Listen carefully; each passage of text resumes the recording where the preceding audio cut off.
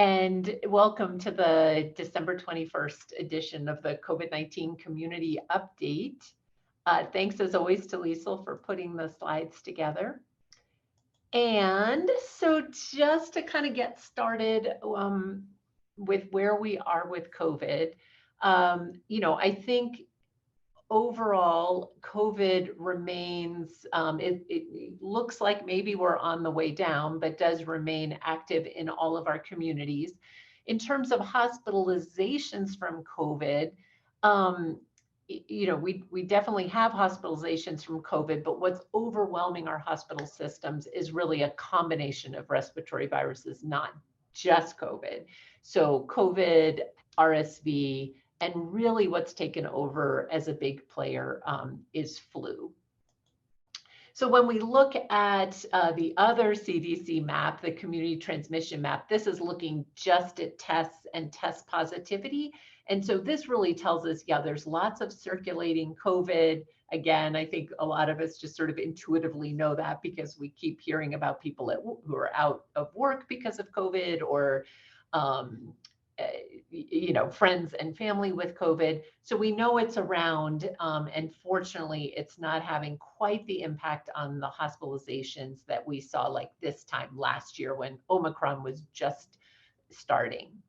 So if we look at, this is a New Mexico specific data, and again, we just always have to kind of keep in our minds that home tests don't make the grade in terms of numbers of cases. So these are just cases that are being reported from labs. And so it massively underestimates the amount of COVID. But what it is useful for is trends. And what we see here is what looks like a pretty significant downward trend in the number of cases of COVID, which is good news. Then if we look at our variant picture, which is continues to sort of be lovely and colorful, we also are kind of looking at trends. So BA.5, which is a child of the original Omicron, has continued to taper off. BQ1 and BQ1.1, also Omicron-based variants, have really taken over, and this is across the United States as well as in New Mexico. And then you start to see the XBB gaining a little bit of ground, but it's certainly doing so, at least right now, at a slower pace than maybe we thought at the beginning, where it had a few weeks where it looked like it kind of doubled, and now time will tell what happens. There's certainly places in the world where XBB is the dominant variant. And all those variants, again, people talk about them as being immune evasive. And we know that bebtelovimab, the monoclonal antibody, no longer worked for those variants. But even though, like in kind of laboratory conditions, those variants are immune evasive, they're escaping our immune system, or that's what it looked like if you looked at it in a dish in the lab. What we are seeing is that the vaccine and our immune systems are still responding, not perfectly. People are still getting COVID, but they aren't getting as sick overall, and not as many hospitalizations and deaths. So that's a good thing. Okay, so the big news in the last couple of weeks is that the Omicron vaccine got approved for everyone down to 6 months old. So we had that gap of people 6 months to 5 years old where there wasn't an Omicron vaccine for them, and now there is. You do have to have completed a primary series, and we know this is a group that really very, very low levels of vaccination in this age group. So, and of course, this is a little bit complicated. Like we thought we had gotten things kind of simple. You get that Omicron booster 2 months after your last primary series, but this one is a little more complicated because for kids 6 months to 4 years old, Pfizer is a 3-dose primary series, even if you don't have immune compromise, just for everybody. And what they did is approve that Omicron vaccine as the 3rd dose in the series. And that's probably a little bit practical because so few kids had actually completed all 3 doses. So now you get 2 doses of the original vaccine and then the 3rd dose Omicron, but they don't call it a booster because it really is the 3rd dose of that primary series. And if you actually were one of the kids who did finish that whole primary series, who got all 3 doses, then you cannot get this Omicron vaccine right now. So that's a little complicated. For Moderna, which I probably skipped over, that does function like a booster. So 2 doses of the original vaccine, and then 2 months later, a booster. And there's no mix and matching in that young age group. So the Moderna people have to stick with Moderna, and the Pfizer people have to stick with Pfizer. Okay, then we wanted to just point you to the vaccine toolkit for children. They've done kind of holiday themes, some really nice social media flyers and postcards. Then we have an Omicron vaccine, holiday Omicron vaccine toolkit for adults. So the colors sort of change from the yellow and brown to the green and red. And then there's a COVID treatment toolkit as well. And you've probably noticed on TV a lot of, well, at least I just noticed last night, Dr. Parahone and others really trying to get the word out about Paxlovid and molnupiravir, but the oral treatments for COVID. Okay, one other piece of news is that the federal government kind of reopened their mail order for one more order. So basically you can hop on, it started on Monday the 19th. You can hop on that covid.gov/tests and order for your home for, they come in packs of 4. So I think that'll be a one-time thing, unless maybe not that many people order, maybe it'll continue, but right now it's being billed as a one-time order.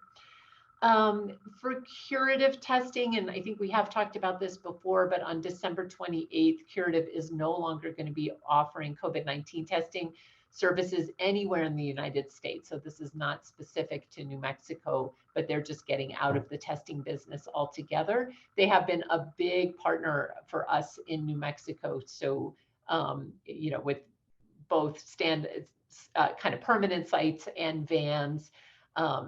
So we will definitely miss having them around. And we can, really what I think the trend is away from PCR tests and more to the rapid antigen tests. So in addition to that covid.gov, there's also the accesscovidtest.org, that's Project ACT.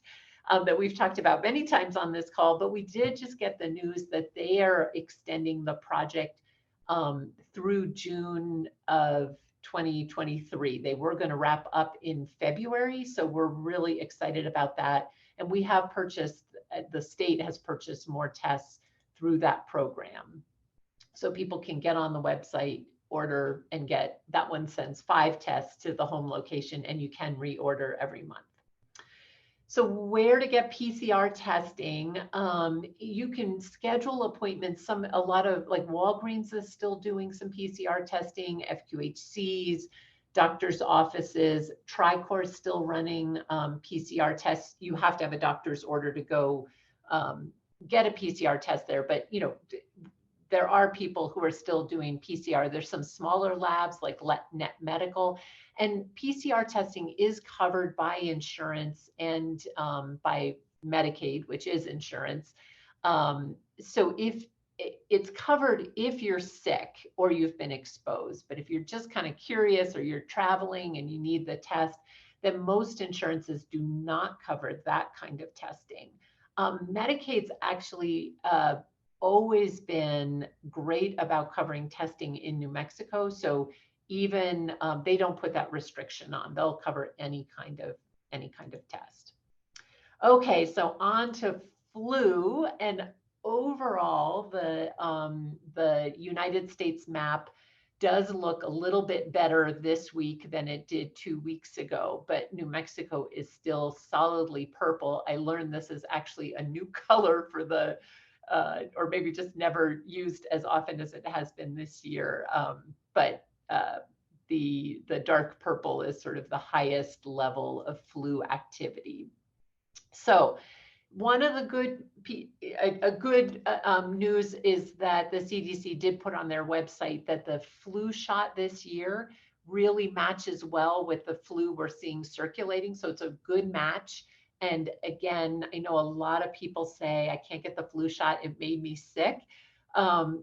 But again, like so many things, the message we really need to have is the flu shot isn't perfect, but it will keep you out of the hospital and keep you alive. You may still get some flu symptoms, or a lot of times those symptoms are some other respiratory virus, and the flu shot really protects specifically against flu. It's not going to help you with RSV or the common cold or any of the other, 20 respiratory viruses that you can get. Okay, so monkeypox, overall, there've been close to 30,000 monkeypox cases in the United States, but it really is tapering off. And that's again, due to people getting vaccinated and some changing behaviors in social networks. So this is really good news. In New Mexico, we did actually have 3 cases in the last week. So it's not over yet. People are, we need to still, as clinicians, keep it in our differential diagnosis, and people do still need to be careful, especially traveling out of state and out of the country.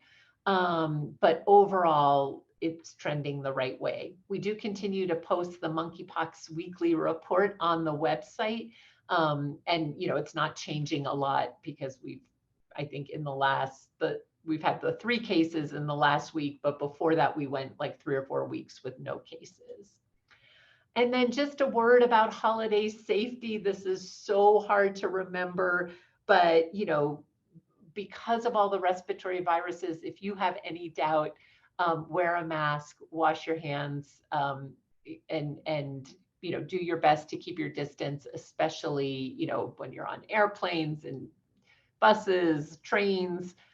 Just take that extra step, and really the mask is probably your just #1 best bet for avoiding illness. If you are sick, make sure you test before you go out with family members, and then decorate your gingerbread people with the cute mask. All right, well, happy holidays, everyone. That's all we've got for slides, and thank you so much for joining. And let's see if there's any questions.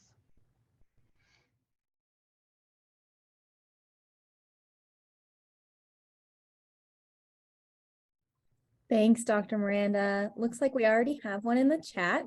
It asks, if you no longer have symptoms and completed your quarantine, but your at-home test is still positive, should you still stay away from people? That is a really good question. It is so hard not to test and check. So really what CDC says is if you are still testing positive, you probably should stay in quarantine. And the answer is we don't 100% know with those rapid tests. Like the assumption is if you're still testing positive, you probably do still have virus that's active. Whether it's enough to make someone else sick, that is hard to know. So what CDC kind of says, and I mean, this doesn't totally make sense, but just in some ways don't look. Like do your 5 days of quarantine and wear a mask for 5 days and don't do the test. Just, assume that you're basically okay to be out and about with other people. But I would say if you are going to visit an elderly person or someone with, who's at higher risk for COVID, then it does feel like the responsible thing is to do a test, and if that test is positive, I probably wouldn't risk it. Yeah, go ahead, Brian. Good afternoon. I have a quick question. If somebody never received the first doses of COVID-19 vaccine, can they go straight to the Omicron vaccine? Good question. So the answer right now is no. You have to start with the primary series. but it does look like the FDA committee is meeting at the end of January, and we think that on the agenda is going to be just kind of getting rid of the original vaccine and just sticking with the Omicron. So then the answer will be yes.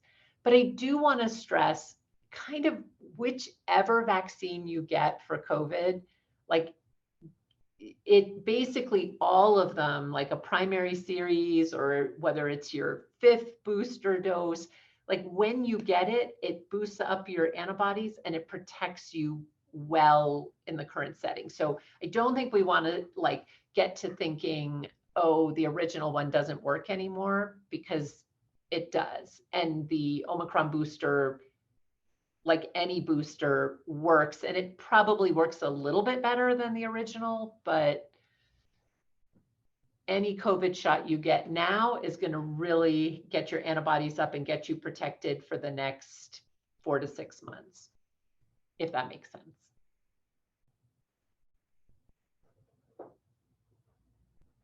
I have a question. Are the at-home rapid tests still able to like detect COVID if it's like the different variants? Excuse me. Yes. So the FDA does keep monitoring, and those tests are not perfect. So you will always hear someone who, I felt sick, I tested, it was negative, and the next day or 2 days later it was positive, and some people have to do 3 tests. So, but there isn't any evidence that that's getting worse. So, and then FDA would issue an alert if they found a test that just wasn't working at all with the current variants. So, and good amount of nose goo is the key to a good rapid test.